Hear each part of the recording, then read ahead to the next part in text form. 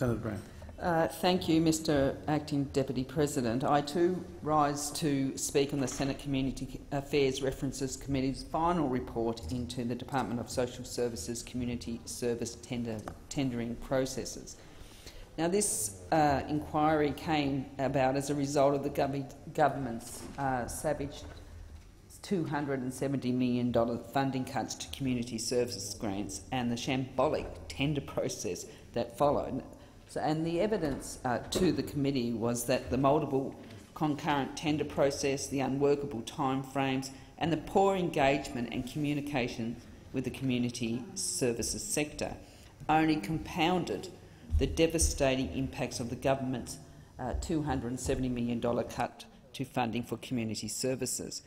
Now, the committee heard evidence from individuals and organisations that have committed years, even decades, to supporting some of the most at-risk and vulnerable individuals, families and communities in our country. So one of the things that was so frequently noted by these individuals and organisations, and Senator Seawood touched on it in her contribution to the report, was the complete lack of respect the department and the government had shown throughout the tender process and in their dealings with the sector.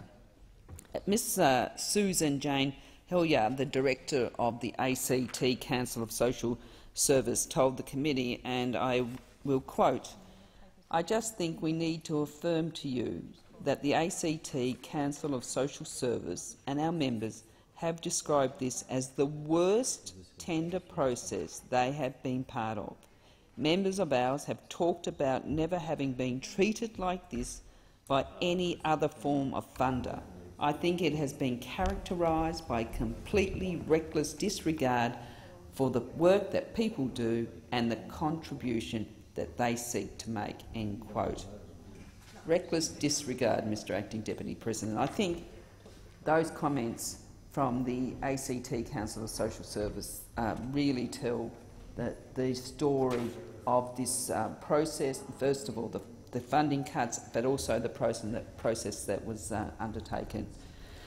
The funding cuts and the tender process made it blatantly clear that this government do not understand the critical importance of the community services sector. They simply do not recognise the importance of these organisations in building inclusive, strong and resilient communities and families. While I would encourage everyone in this place to read this report and the committee's interim report in full, I will just take a few moments now to highlight a couple of the recommendations which the government need to act upon immediately. The committee recommends that an urgent review is conducted of the critical services gaps that continue to exist, and that this review is made public, and that these gaps are met immediately to make sure that very vulnerable people get the support that they need. This cannot be achieved without completely reinstating the full $270 million in funding that the government has axed. By the government's own admission, Mr Acting Deputy President, the cuts and the tender process has created service gaps across the country. The government has made some attempts to address the gaps, but I fear these decisions have been short-sighted and politically expedient. This is one of the reasons that an Auditor General's review of the conduct of the tendering process has also been recommended. Critically, the report also makes recommendations about the need for 5-year contracts and adequate indexation of funding to provide certainty and sustainability in the sector. One of the other issues I would like to highlight is the acknowledgement in the report that in some circumstances competitive tendering processes may not meet the needs of the community sector.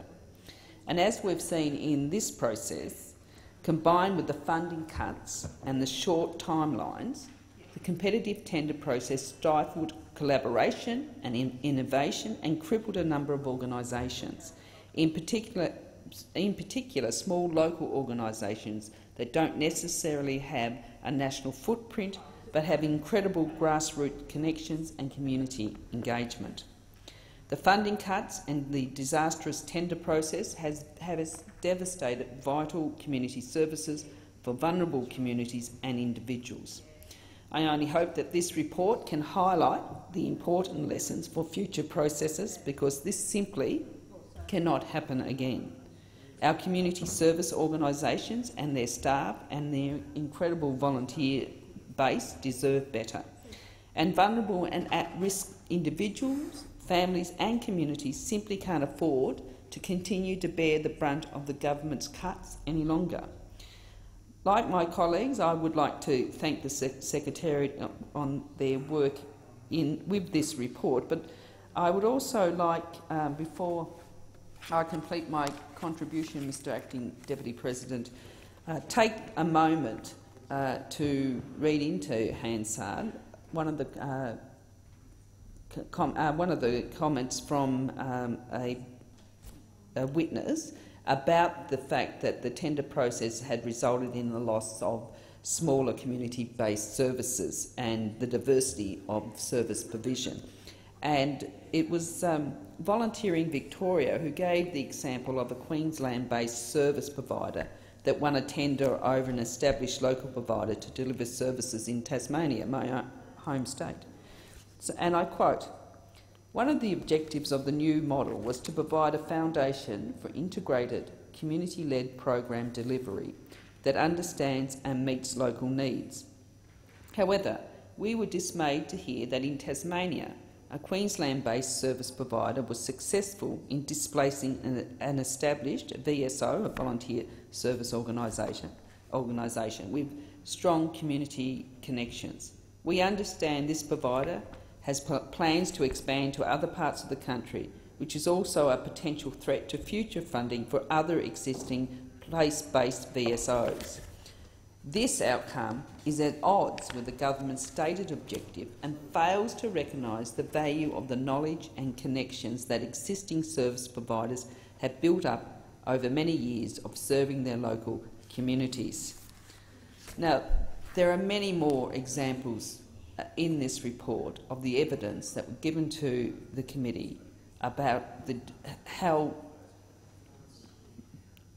let down they felt, Mr Acting Deputy President. First of all, we had the $270 million cuts. We had a shambolic tender process. We then had Minister Morrison saying, "If there's any gaps, come to me, write to me," and that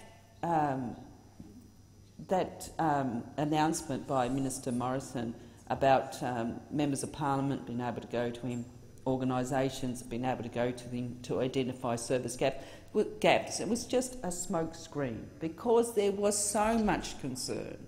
There was so much concern in the community and in the service sector, the community service sector, about the impact of these cuts and the impact of the tender process that was being undertaken. And that has been borne out by the fact that Minister Morrison had to go and put some more money in, not enough, and also then had to go and make some, what I regard as politically expedient announcements to cover some of the gaps that his cuts left. So I would like to thank the Secretariat for their work on this report. It's an excellent report.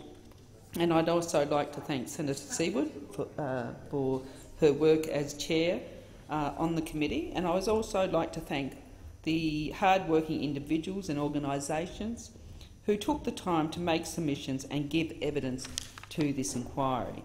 It is clear, Mr Acting Deputy President, it is clear that the tender process failed these organisations and the people they support and represent, and I commend the report to the Senate, and I seek leave to continue my remarks.